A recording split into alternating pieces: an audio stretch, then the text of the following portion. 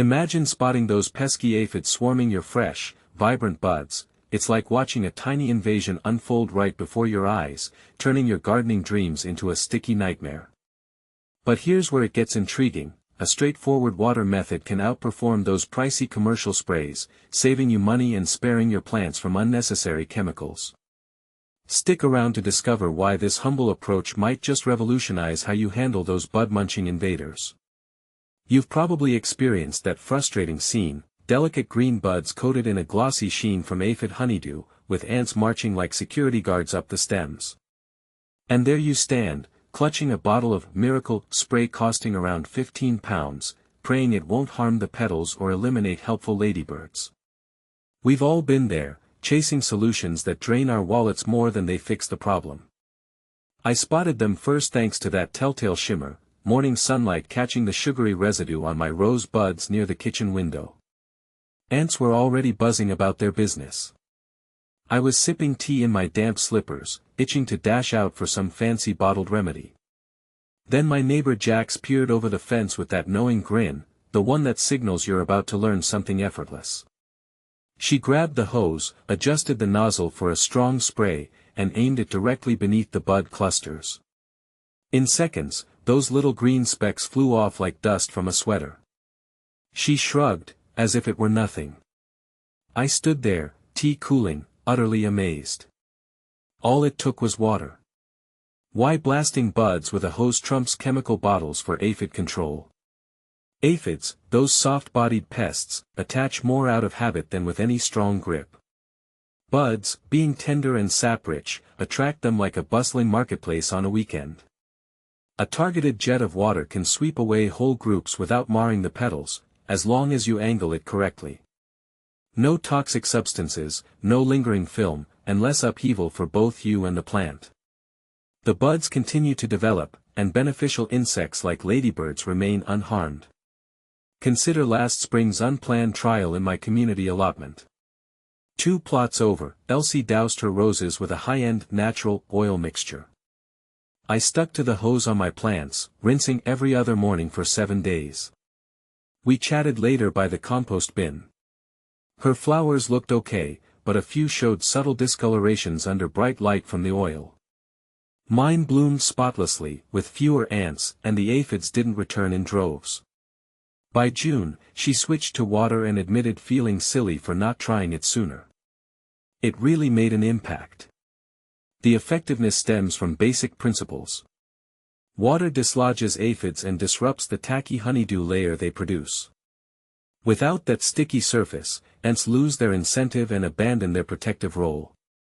Fallen aphids often can't take flight, many fail to climb back before natural enemies spot them. Plus, you avoid the unintended consequences of sprays that might irritate pollinators or burn sensitive new growth. Buds are fragile, and a simple, clean wash can provide the fresh start they need to thrive. And this is the part most people miss, how this gentle rinse fosters a balanced garden ecosystem, letting nature's helpers like hoverflies do their job without interference. For beginners, think of it as giving your plants a refreshing shower that washes away trouble without causing drama. The water trick, a step-by-step guide. Choose a mild morning for the best results. Attach a nozzle that produces a wide, fan-like spray, avoid narrow jets. Position yourself 30 to 60 centimeters from the plant. Direct the flow upward beneath the buds and undersides of leaves, then move side to side to lift the aphids gently. If the stem bends easily, hold it steady with your free hand. Circle the plant slowly. Repeat this every 2 to 3 days for a week. It might seem almost ridiculously easy, but that's the beauty of it. Be gentle, treat it like brushing your teeth, not power washing. For young or wobbly plants, reduce the pressure and switch to a trigger spray bottle indoors. The angle matters greatly, spraying from below unseats aphids from their feeding spots. Allow the plant to air dry in the shade. If honeydew has caused leaves to stick together, dab them softly with a moist cloth to prevent sooty mold. Additionally, inspect for ant paths and trim any connecting leaves.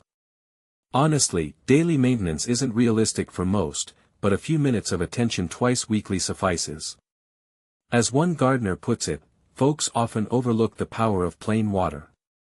When applied thoughtfully, it serves as both a tool and a peaceful intervention, safeguarding buds without declaring war on the entire garden. Quick essentials: hose equipped with a fan nozzle, a handheld sprayer for container plants, soft ties for stabilizing stems. Optimal timing: cool mornings or late afternoons, steer clear of scorching midday sun. Additional support: remove spent flowers, maintain neat mulch, and encourage ladybirds through diverse planting.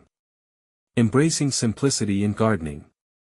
There's a subtle satisfaction in opting for a zero-cost solution that restores harmony to your garden. A water rinse doesn't demand perfectionism. It offers breathing room, for buds to mature, hoverflies to arrive, and your finances to stay intact. With enough gardening experience, you realize that many issues diminish when addressed promptly and minimally. This method embodies that philosophy in practice. It may not dazzle on a store shelf, but it'll dazzle your roses, dahlias, and chili peppers. Pass it along to a neighbor, trade a seedling, exchange tales. The finest ideas spread across fences.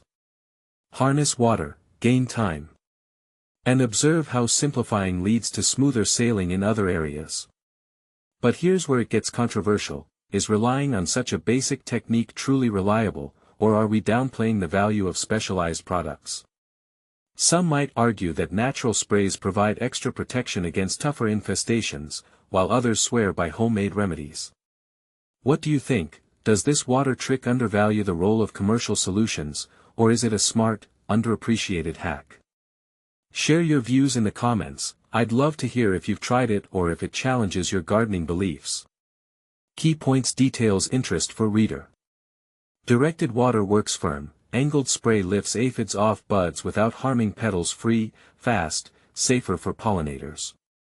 Routine beats rescue. Repeat every 2 to 3 days for a week to break the cycle. Fewer flare-ups, cleaner growth. Pair with small tweaks. Cut ant bridges, wipe honeydew, steady stems. Better results with almost no extra effort. FAQ. Does this work on thick, sticky clusters? Absolutely.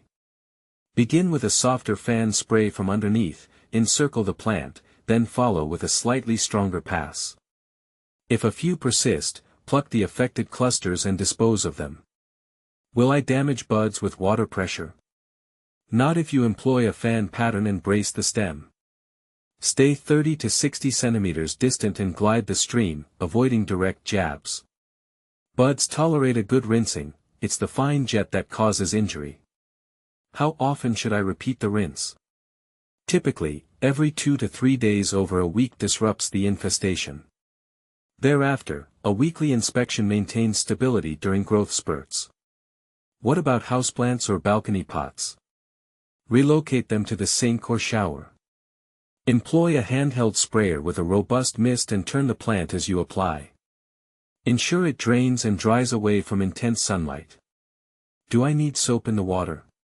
Not for the fundamental bud wash.